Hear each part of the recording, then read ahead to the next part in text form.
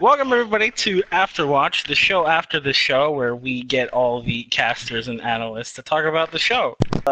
Welcome everybody, the players, Big Fat Mex, Gold Streams, Walnut Tail, and Plague Influence. They're going to be joining me today in some questions and answer kind of thing where I'm going to ask them a couple questions about the match and they're going to give me their responses and whatnot. So let's just get this rolling here. All right, so Turnback versus CF Red. What did you guys like about that match? What were your highlights for that match, those T teams competing?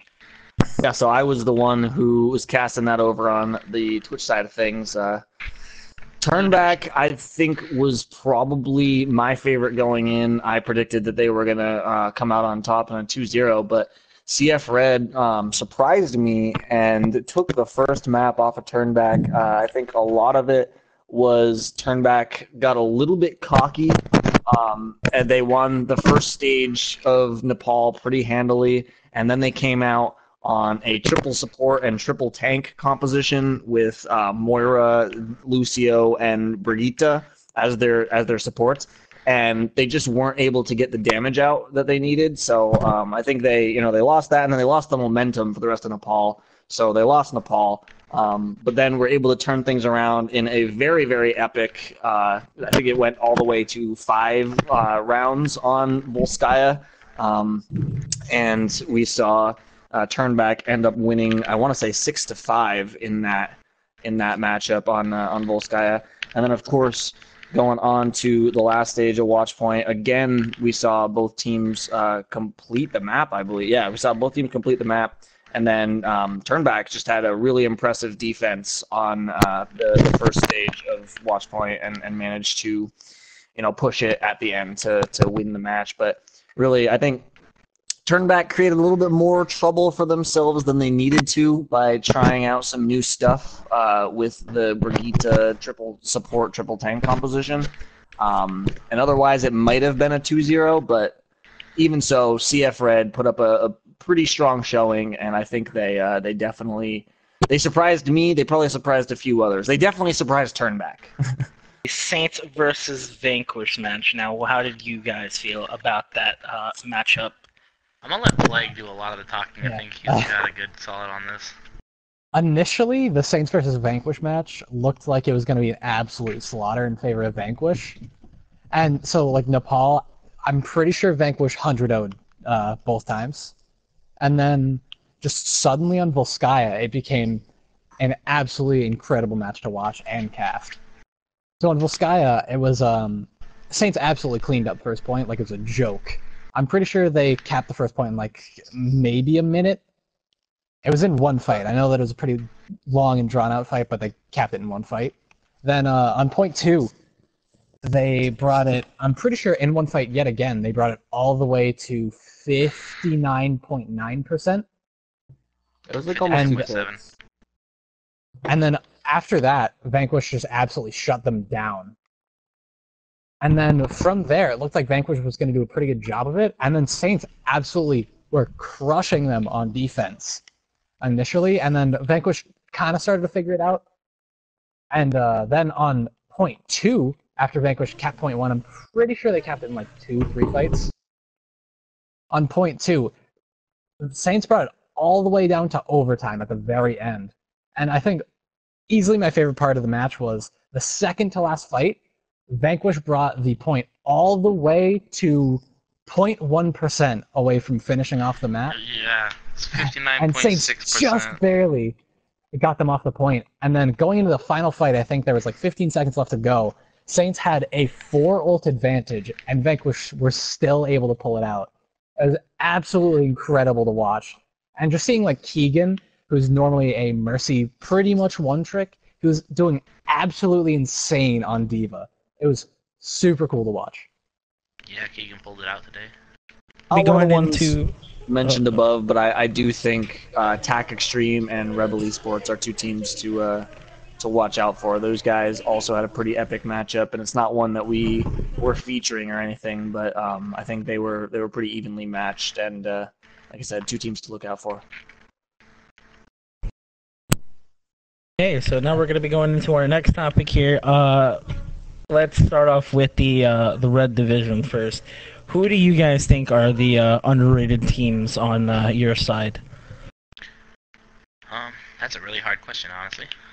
Yeah, I feel like a lot of teams are pretty well represented. On the side of the red division, I feel like Skybound started off the season playing like absolute garbage. Like, there's no way of getting around that. They were absolutely getting destroyed initially. But I feel like they've really started to find their place as a team, and they're starting to become a team that you should at least be cautious with at this point. I don't know if they're up at the upper echelons of play in their division now, but they're definitely not at the bottom anymore. I would have to agree.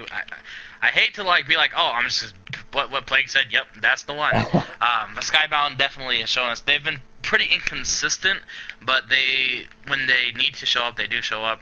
But if I had to pick a different team from the red division, well, Vanquish actually, they're pretty much rated right where they are. I'm probably just gonna stick with Skybound there because a lot of teams are already like, oh, this is a great team. Oh, this is a great team. For me, I personally think MSBH is probably. I think they used to be thought of as like the gods of the league, but then they kind of got trashed on like in the first few weeks. But then seeing now, I'm starting to see like the team synergy starting to form, and I feel like they're gonna start coming back up. Over on the blue side, I think like the other guy said, I think all the teams are really they're having their times to get well represented, get well get the publicity a little bit. But today I was really impressed, particularly with TAC Extreme.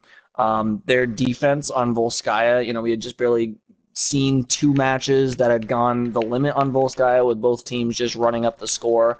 And TAC Extreme showed a defensive style we hadn't seen yet on Volskaya, and were the first team actually to full hold on that first point. So, honestly, not something you see very often. And the fact that they were able to be as disciplined and effective on that defense there, to me, says that if they have that level of comms and that level of focus, they can perform incredibly well anywhere.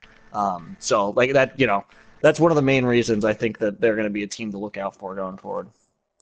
And now our final question that we're going to be asking you guys here. Well, no, second to last question that we're going to be asking you guys is any specific underrated players that you guys have in mind? Any players that you guys think have been underrated as you guys have see fit in the Me and Max were actually talking about this before we came in. Yes.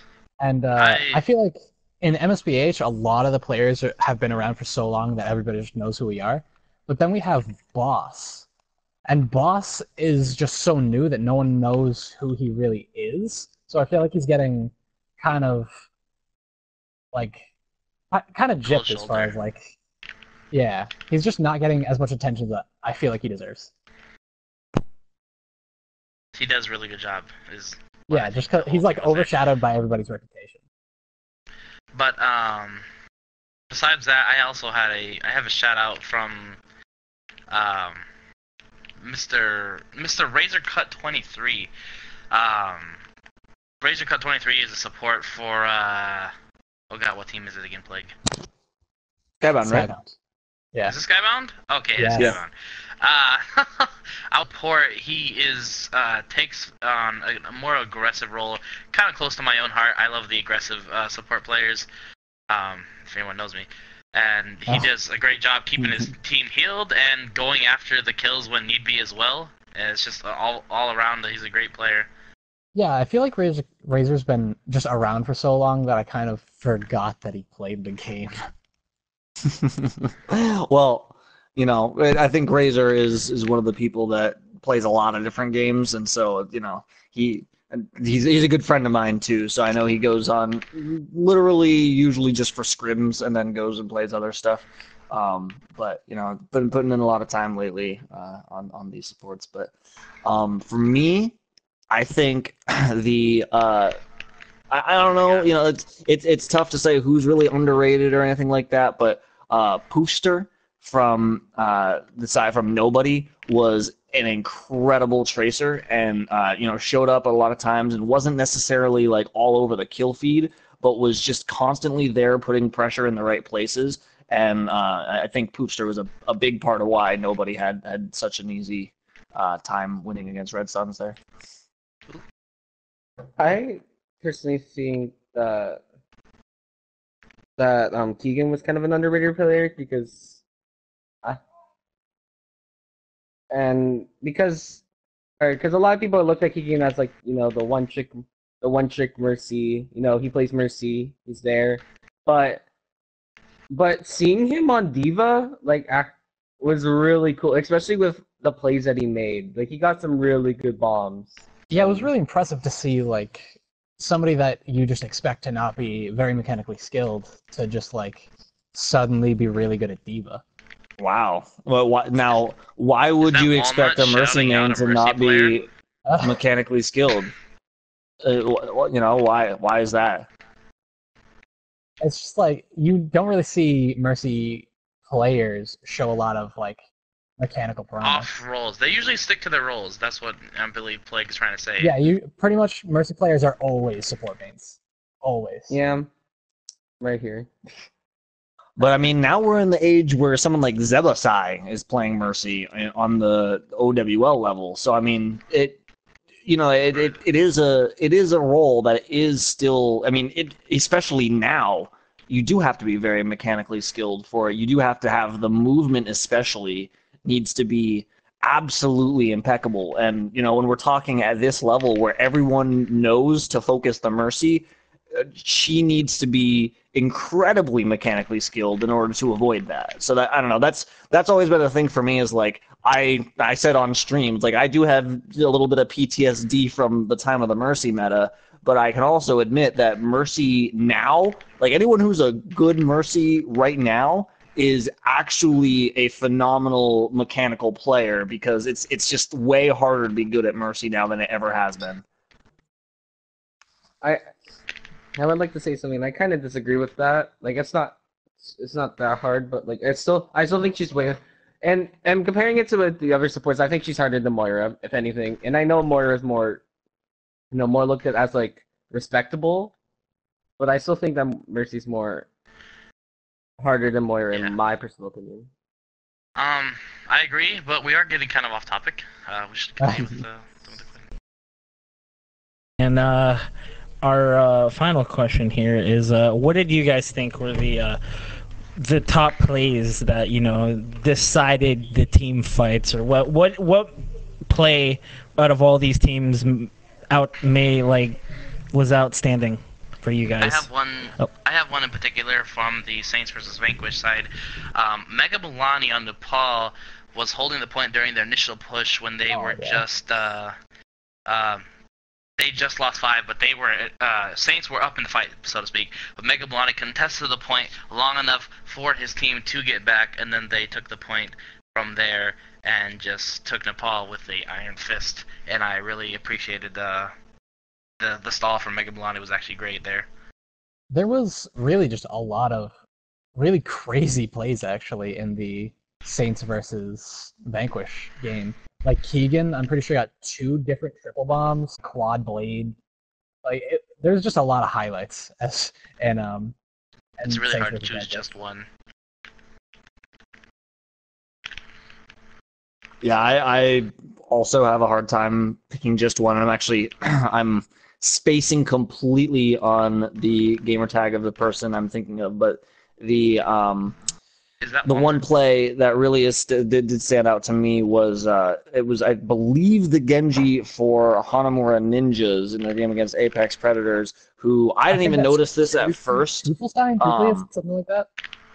I can't remember. I'll have to rewatch the VOD and figure it out, but I did miss it at the time, but managed to see it afterwards. Did manage to deflect a graviton that could have possibly been game-changing. Both teams at 99% on the control meter, and the grav, along with a couple of other ults coming in for the attacking team, which was Apex Predators, and the Genji for Hanamura Ninjas knew the grav was going to be there and deflected it, and then pulled out his Dragon Blade and wiped everyone out with it. So it was an incredible sequence of events, and just one of those things that, we know Genjis can do, but you don't get to Yeah. see it very often, and it was beautiful.